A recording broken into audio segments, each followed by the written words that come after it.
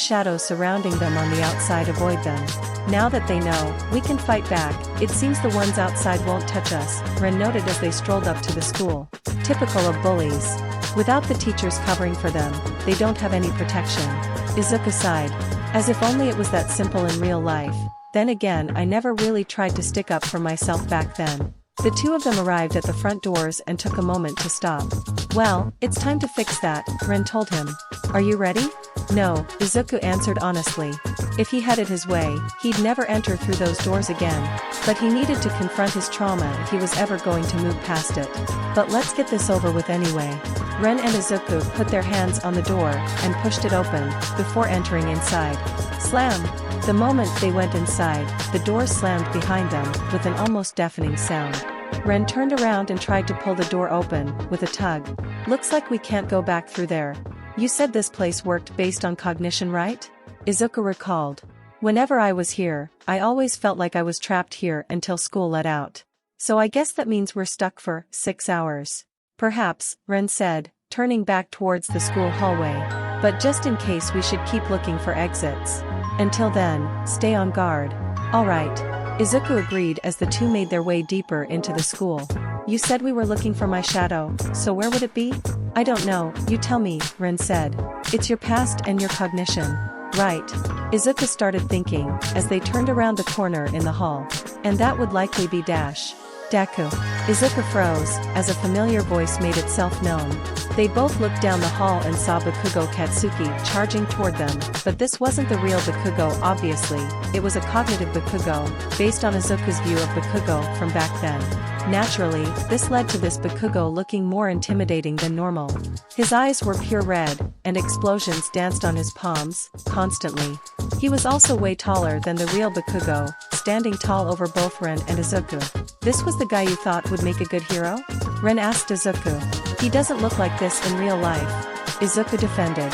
He himself was surprised by how Bakugo looked in his cognition, considering that he didn't view Bakugo as a bad guy by any means. Then again, he always knew to fear Bakugo whenever he saw him at school, so perhaps this made sense. I heard you caused quite a ruckus out there, Deku. Cognitive Bakugo laughed, before charging at them. Guess I need to put you back in your place. Boom! Cognitive Bakugo used his explosions and blasted himself toward the two of them. Izuku froze. He wasn't scared of real-life Bakugo, because he knew if the blonde did anything to him, that would be the end of his hero career. That was not the case for Cognitive Bakugo, and now he was starting to feel like he really was in Aldria again. Fortunately, Ren was there and managed to react in time. Persona.